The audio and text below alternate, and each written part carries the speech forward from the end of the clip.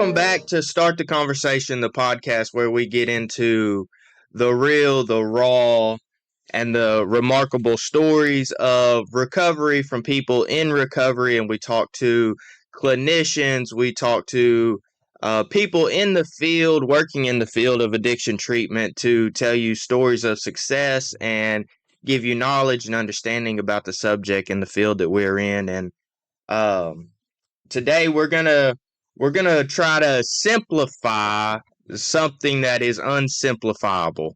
We're gonna dig into a very hard topic of distorted beliefs and how that can affect you for years, for decades, dealing with traumatic and life events. So, if you like this conversation, this discussion, hit that like, share, subscribe, bell, do all the things, and let's jump right into it. So today I have Vinnie back with us. You all know him as Boss Man, our CEO and Chief Clinical Officer here at Resolutions Healthcare, our inpatient facility, Hidden Oaks.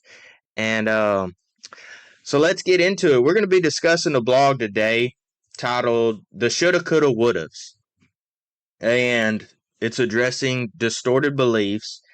And in a blog that Vinny wrote, he said, we use the word shoulda, coulda, wouldas countless times a day without really thinking anything of it. That is, until something happens. Just the fact we use these words when looking back at events or behaviors evokes a sense of regret. Often these words produce guilt or shame about a decision or action that we took.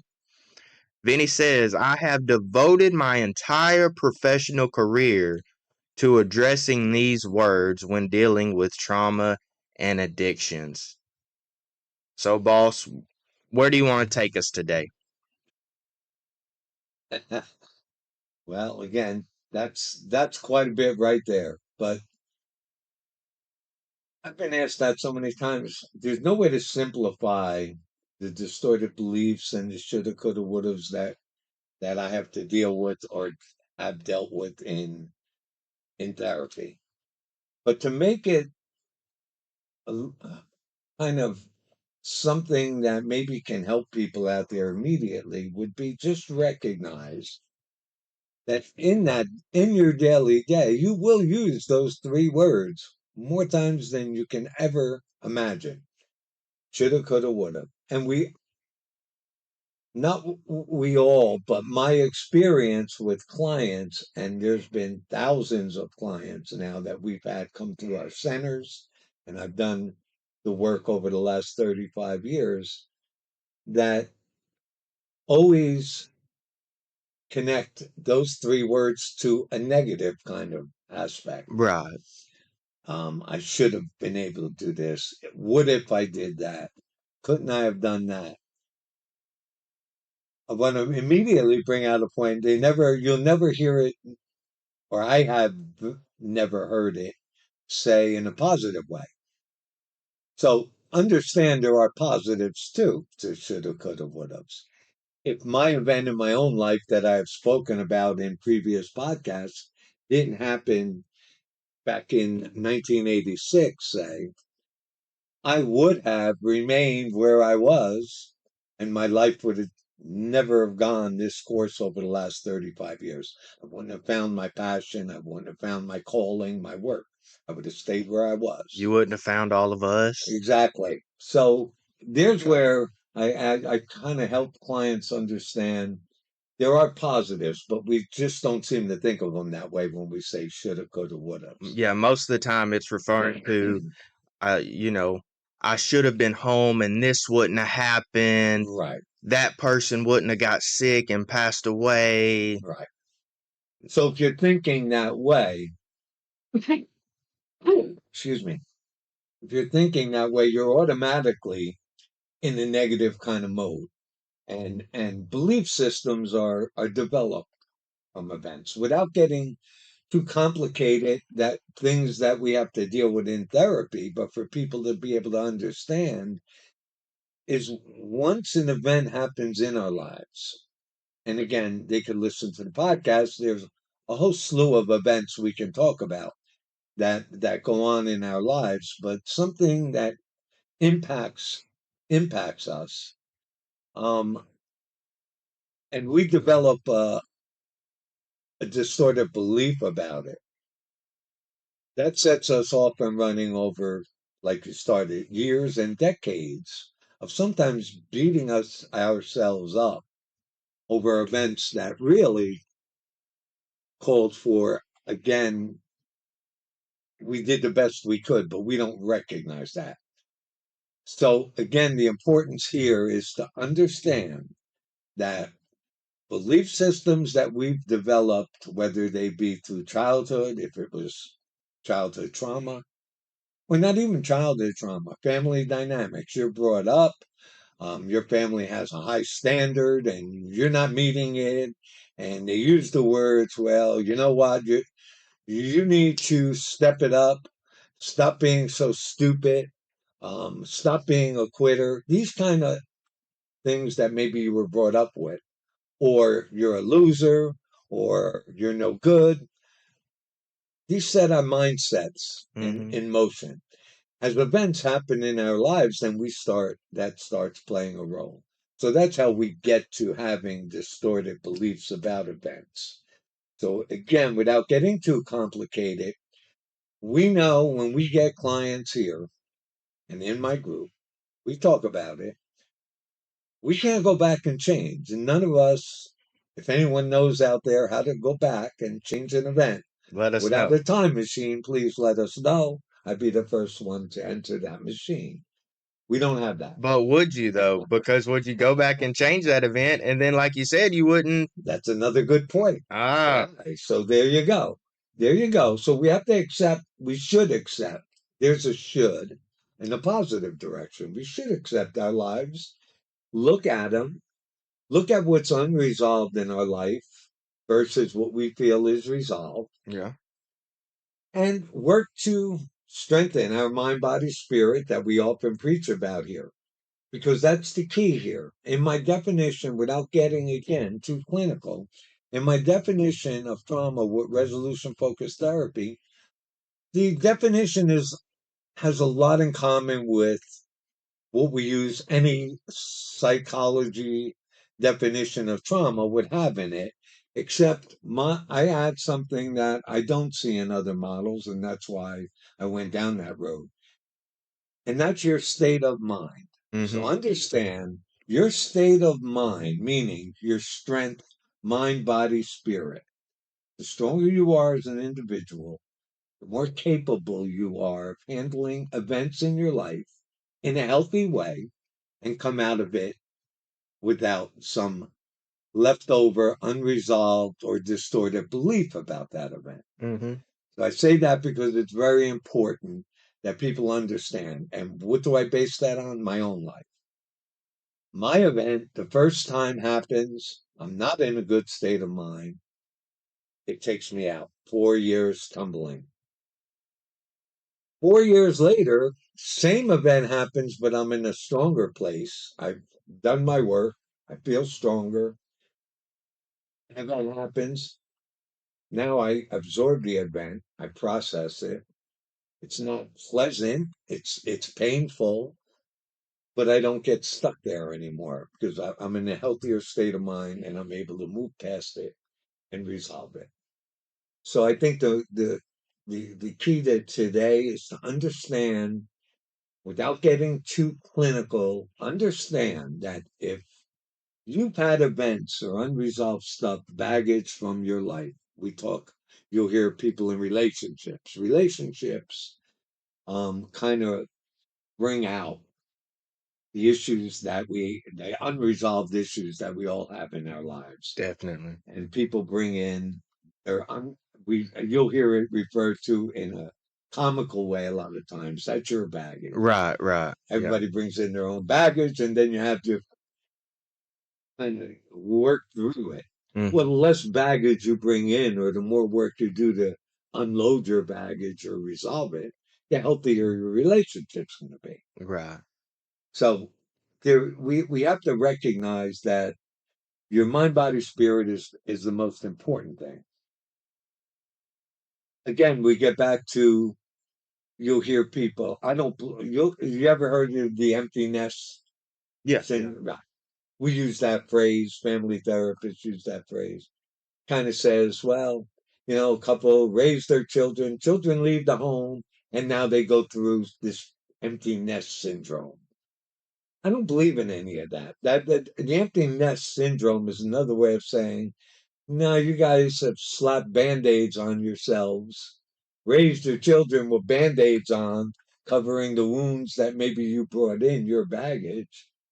And 20 years later, when children move out, the focus goes back on you two, Right. and the band-aid comes off.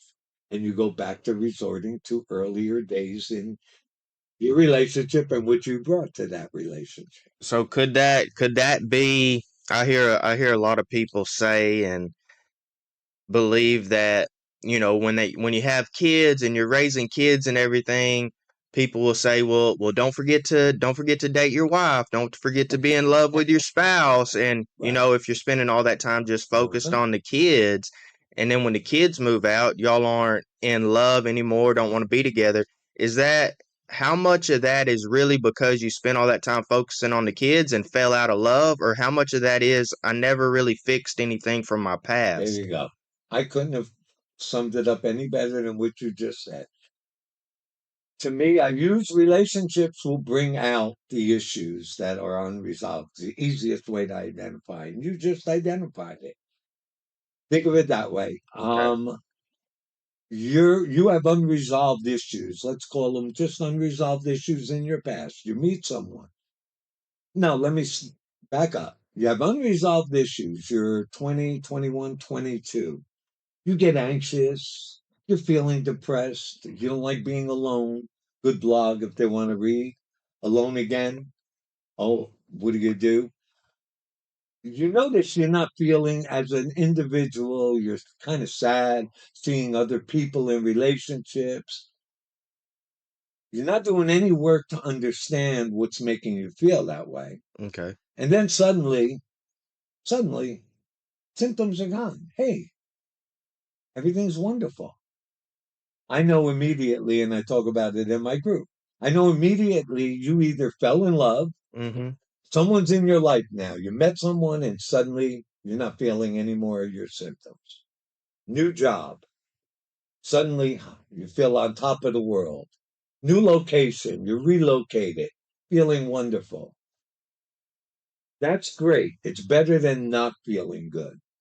But understand that's a band aid. Something got slapped on. Internally, you were not in a healthy state of mind. And then something external entered and made you feel better. Mm-hmm. Okay. But it's built on something outside, Right. meaning remove that outside force Come crashing and down. I come crashing back to the way I was. That should be a red flag for people to know it's okay. It's better than being in the state you were. But understand you still have work to do just because the symptoms aren't there any longer. So let's use your example. I fall in love. I Mm. meet somebody, I fall in love. I'm not feeling depressed. Hey, this is great. The anxiety is gone. Not feeling any pain. I'm not alone anymore. Wonderful. We get together, we get married, we have children, a couple of years, focus on the children, 10, 20. And I used the example 23 years in the previous blog because that was a client that I used for my group when I explain this. So now 23 years go by.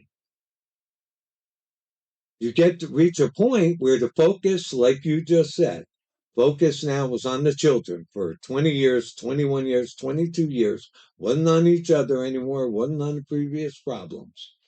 Children now go off to college, children move out, they get their own families.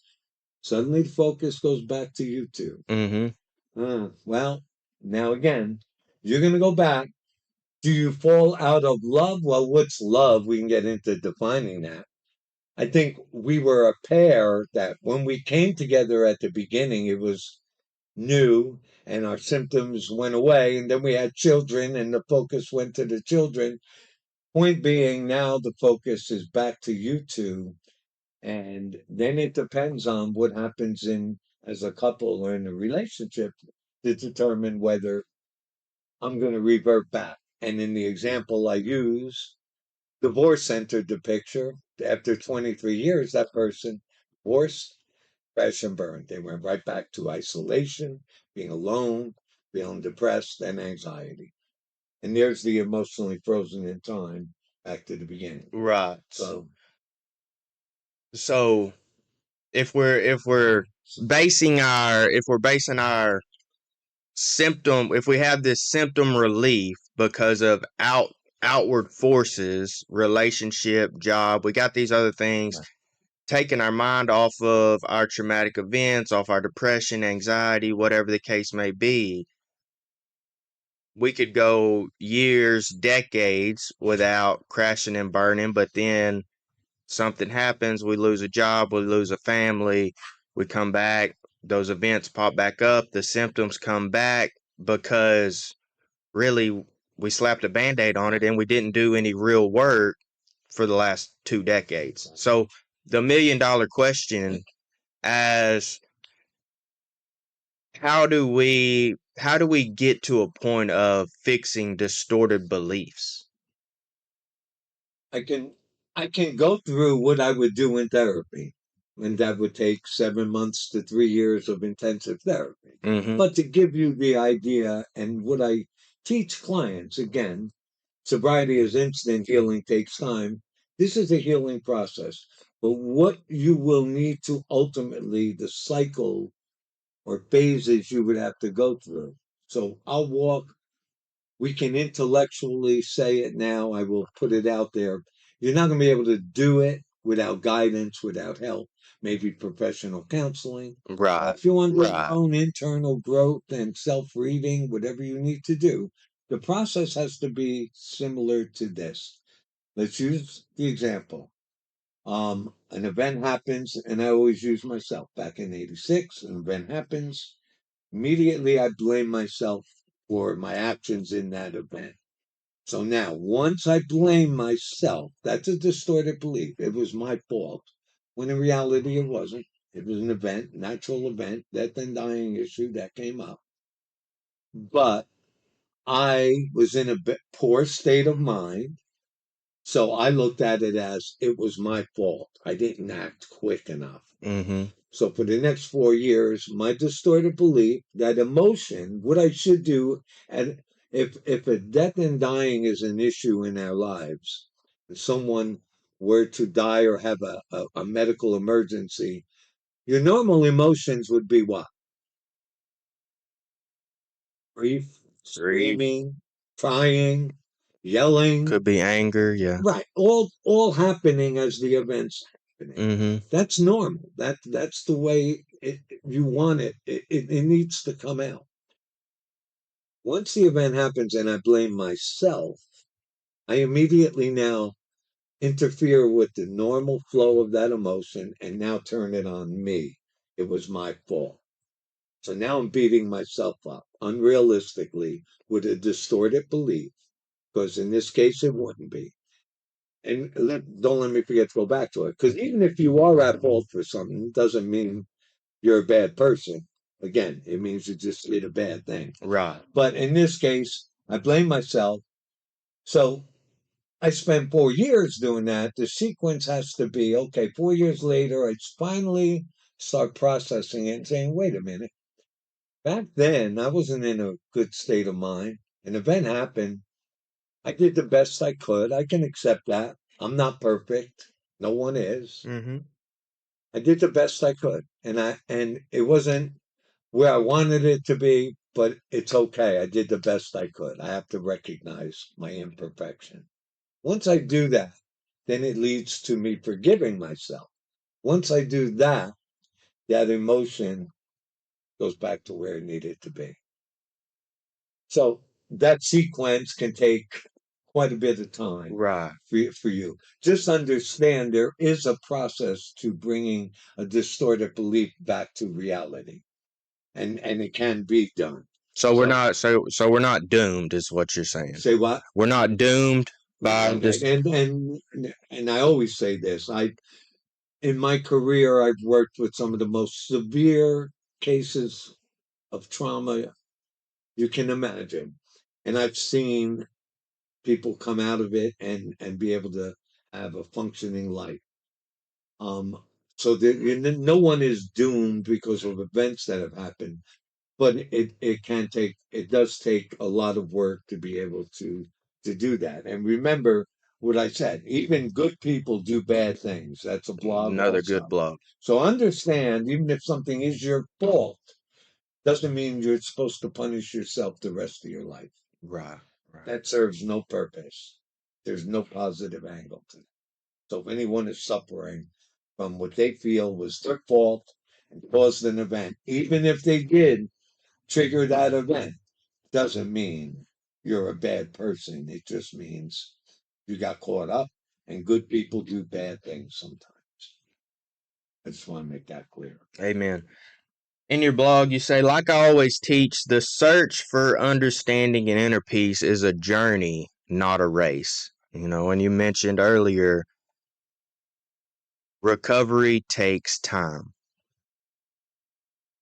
None of this that we're talking about is going to happen in the drop of a hat. It could take years to fix a distorted belief, to overcome a trauma in your past. It's not something that is done in 30, 60, 90 days. So I want our listeners to remember that. Don't go looking for a quick fix, because there really isn't one. And we can say it all day long, but they're going to look for a quick fix because Right. we see that. But then we see clients that come back like yesterday, who you had on your podcast, who recognize now as time's going by, it's a process. I can't bring you from A to D without going through B and C first.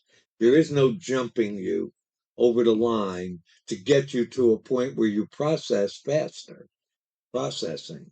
Each change changes your processing. What's the common denominator?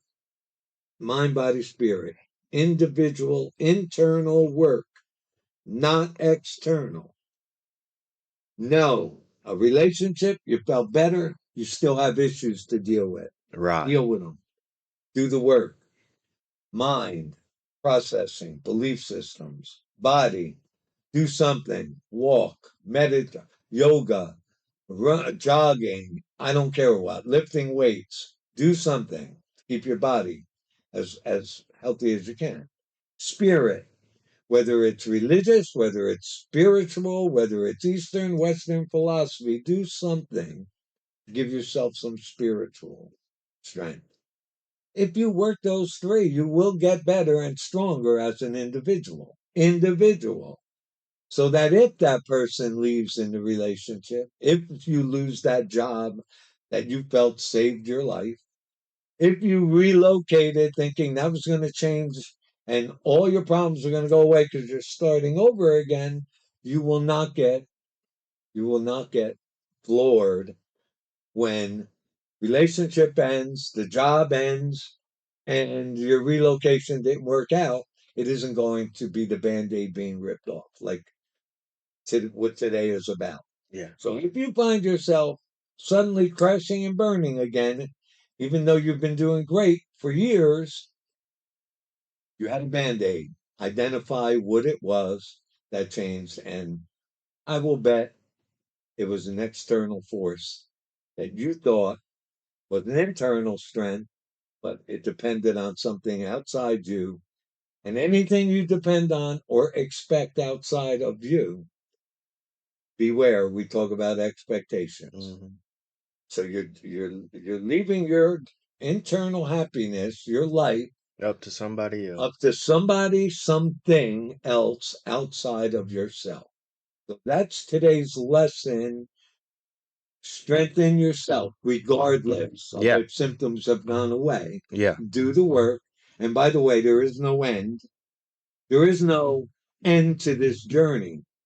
It goes until we end, Right. until death. There's no such thing as I've reached Right. self actualization. I am at the top of the pyramid. No, Yeah. all of us are still on that journey, just so everyone understands that. Amen. Well, that's a good lesson and a good podcast today. I think that's where we're going to end it. So, folks, if you've enjoyed this, again, check back with us next time. Hit that bell on YouTube. It'll notify you every time we put out a new video. And until the next time, y'all be safe and be sober. See you later.